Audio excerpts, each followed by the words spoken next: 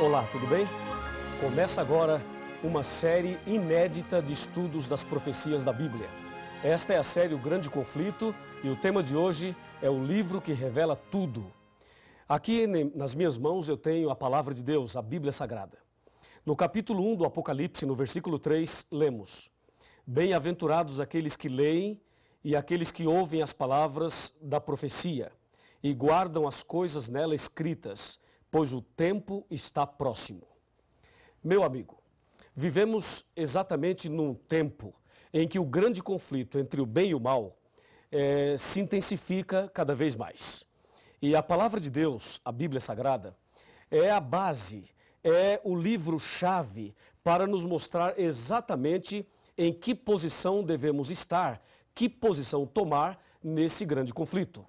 Por exemplo, para que você seja bem-sucedido e seja vitorioso nessa guerra entre o bem e o mal, é preciso conhecer algumas coisas importantes sobre a Bíblia.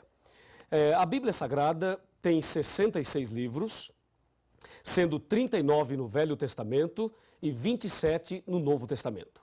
Ela foi escrita por aproximadamente 40 pessoas num período de aproximadamente 1.600 anos. Ela já foi escrita originalmente em 3 línguas, na língua hebraica, na língua grega e na língua aramaica. E este sagrado livro tem como autor o nosso Deus. Ele deixou esse sagrado livro para que nós pudéssemos conhecer a sua vontade e para que pudéssemos também saber a revelação dele para a nossa vida nesse contexto da luta entre o bem e o mal. Me acompanhe agora que eu tenho algo muito importante a te mostrar. Por exemplo, a Bíblia Sagrada está subdividida em 5 pequenas partes. A primeira parte é história, a segunda é poesia, a terceira profecia, a quarta evangelhos e a última cartas. Vamos analisar uma a uma. Por exemplo, história.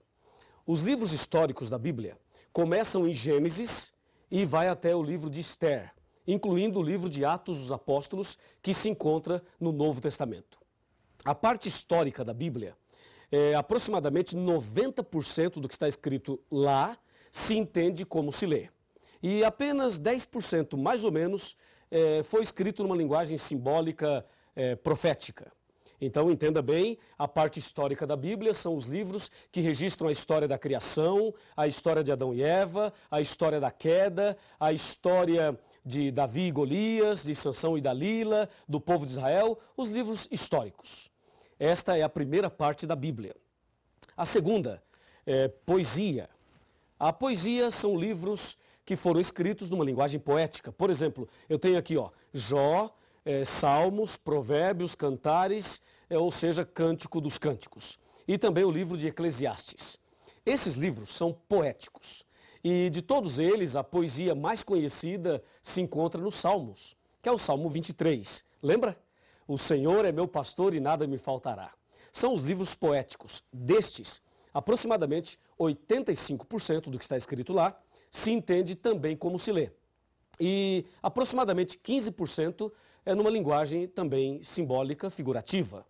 A terceira parte é a parte da profecia, que envolve o livro do Apocalipse e também o livro de Daniel. A parte profética começa em Isaías, vai até Malaquias e, repito, inclui o Apocalipse e também o livro de Daniel. Esses livros proféticos são os livros que apresentam de forma mais clara e de forma bem contundente esse grande conflito entre o bem e o mal. Entendeu? E aqui é bom que você preste muita atenção, eu tenho aqui as informações bem atualizadas sobre tudo isso. Por exemplo, o livro do Apocalipse é o livro mais difícil de se entender. E também o livro de Daniel. Mas existem outros livros proféticos, como acabei de mencionar a você. Esta é a terceira parte da Bíblia. E 95% da profecia não se entende como se lê. Veja, os livros históricos e poéticos, se você ler nesses livros, água é água mesmo. Se você ler mulher, é mulher mesmo. Vento também é isso mesmo. Ou seja, se entende como se lê. Mas na profecia não se entende como se lê. Água significa outra coisa, mulher significa também uma outra coisa, e assim sucessivamente. A quarta parte da Bíblia é a parte dos evangelhos. Os evangelhos são 4, Mateus, Marcos, Lucas e João. Esses livros narram a vida de Jesus desde o seu nascimento, também o seu sacrifício, a sua morte e a sua ressurreição, e falam ainda da volta de Jesus.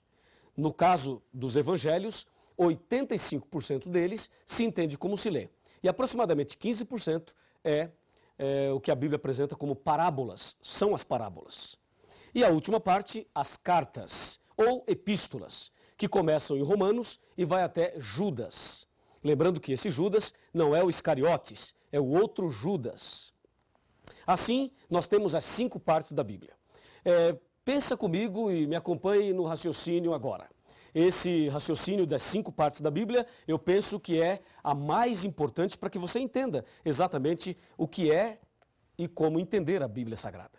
Voltemos o nosso pensamento um pouquinho para a parte histórica. A parte histórica da Bíblia, os primeiros livros especialmente.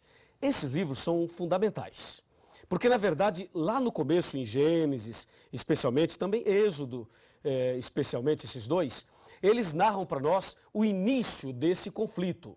E se você ligar Gênesis e Êxodo com o Apocalipse, vai perceber que esse conflito entre o bem e o mal começou no céu, Apocalipse 12, versículo 7.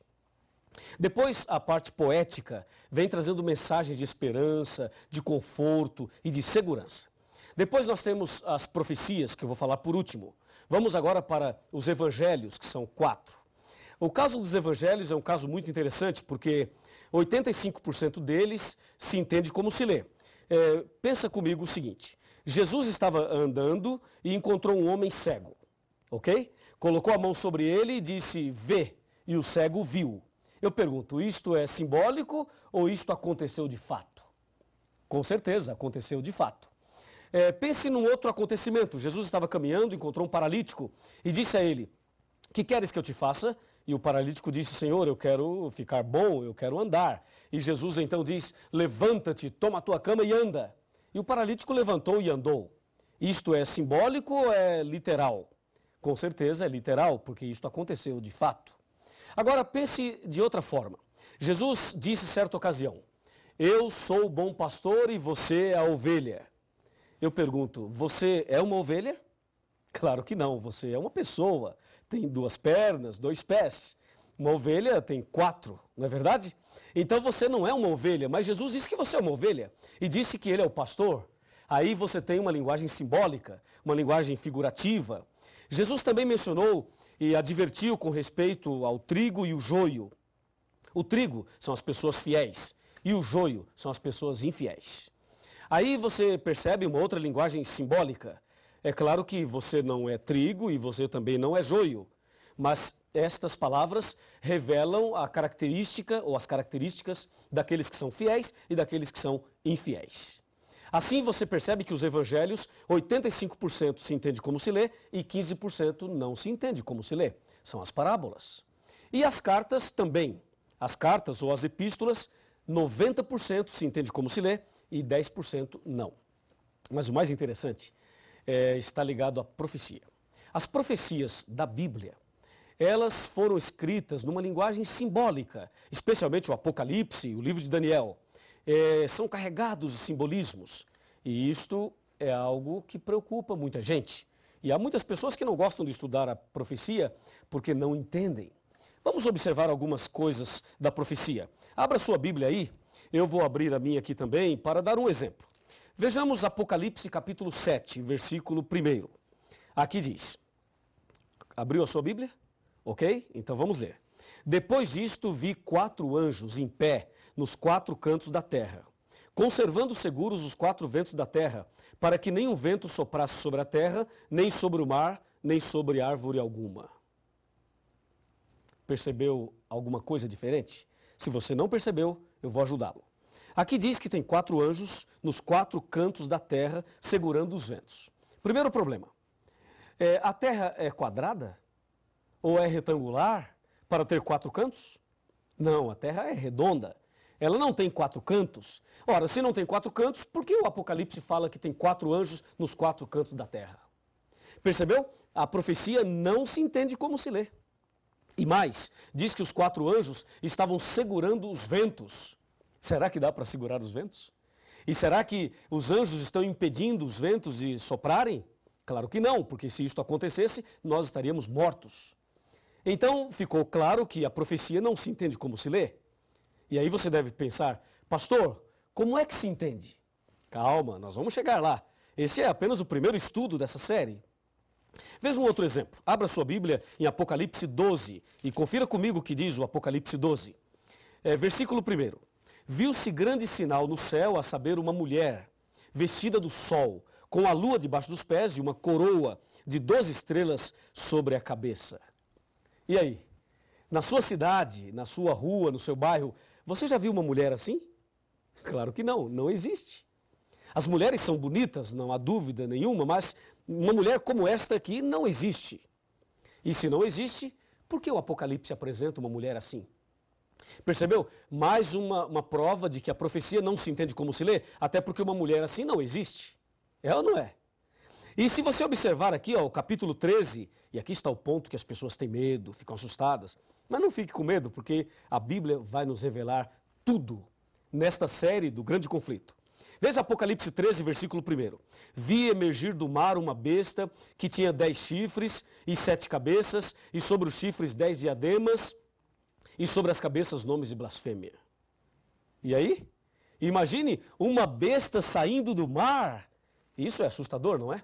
E algumas pessoas acham que é pecado ir à praia porque a besta vai sair do mar. Que absurdo, é ou não é? Sabe por que as pessoas erram? Sabem por que as pessoas interpretam erradamente a Bíblia e pregam uma coisa que a Bíblia não diz, não ensina? É justamente porque não estudam a Bíblia. E você está de parabéns porque está aqui hoje estudando a Bíblia conosco. Em São Mateus capítulo 22, versículo 29, está escrito assim, ó: errais por não conhecer as Escrituras e nem o poder de Deus. Esse é o problema das pessoas. Não estudam a Bíblia, por isso erram. Mas eu tenho certeza absoluta que a partir de hoje você não errará mais, porque nós vamos conhecer a verdade da Bíblia. A Bíblia nos revelará tudo que você precisa saber para vencer nesse grande conflito, para ser vitorioso nessa guerra entre o bem e o mal. Aliás, eu quero dizer a você o seguinte: Jesus esteve nesse mundo. Jesus veio a esse planeta há mais ou menos 2000 anos atrás. E Jesus morreu na cruz. E quando ele morreu na cruz, ele estava pagando o preço do pecado e ali na cruz ele estava conquistando a humanidade e vencendo essa luta entre o bem e o mal. Ou seja, nesse grande conflito, Jesus já é vitorioso. E uma grande notícia para você: se você tem Jesus no coração, se você anda com Jesus, então você também é mais do que vitorioso. Não é maravilhoso saber disso? Por isso é importante o estudo da Bíblia. E agora, pense comigo na frase final. Me acompanha aqui. Aqui tem uma frase final para você. Por favor, chegue mais perto. Vamos conversar. Pode chegar mais perto, um pouquinho mais. Um pouquinho mais. Olhe bem dentro dos meus olhos. Está olhando? É o seguinte: eu não te conheço. Não sei o seu nome, não sei quem você é, não sei onde você mora. Mas eu sei que você deve ter suas lutas, seus problemas, suas dificuldades. Deus conhece você e Deus também me conhece. E eu não sei exatamente por que você está aqui hoje estudando a Bíblia. Mas uma coisa eu te digo em nome de Jesus. Em João 8,32 está escrito aqui na palavra de Deus o seguinte: e conhecereis a verdade, e a verdade vos libertará. Se você conhecer a verdade a partir de agora, se você fizer essa série completa, você vai conhecer toda a verdade. E Deus vai libertar você. Vai transformar sua vida. Vai fazer de você a pessoa mais feliz do mundo. E nesse grande conflito, você será vitorioso. Você será vitoriosa. Presta atenção, minha amiga. Presta atenção, meu amigo. Eu vou orar por você. E Deus te dará a vitória nesse dia e nessa série de estudos bíblicos. Você não quer aceitar fazer o curso completo e não quer ter Jesus no coração e você não deseja ser vitorioso também nessa guerra entre o bem e o mal? Que pergunta que eu estou fazendo. É claro que você deseja, é claro que você quer. E se você assim deseja, se você quer isto, então feche os seus olhos e vamos falar com Deus. Querido Pai Celestial, muito obrigado por esse primeiro estudo da Tua Palavra. Ela é lâmpada para os nossos pés e luz para os nossos caminhos. Ela revela Jesus, aquele que já venceu na cruz em nosso lugar. Ajuda-nos agora a conhecer melhor a Tua Palavra e a andar nos Teus caminhos. Abençoe essa pessoa que está orando comigo nesse instante e envia o Espírito Santo para fazer o milagre na vida desta pessoa que tanto necessita. Em nome de Jesus. Amém. A sua entrega é total. Você não pôde mais adiar. Jesus chegou ao seu coração, chamou por seu nome, você atendeu. Algumas lágrimas vêm e vão lavando qualquer temor. O Santo Espírito está aqui, lhe abraça e lhe diz o quanto esperou. Sua vida vai desabrochar, vai sorrir, vai cantar, começando aqui e por todo sempre. O amor de Deus vai lhe acompanhar. Ele prometeu, jamais vai deixá-lo. Você não estará sozinho a vagar.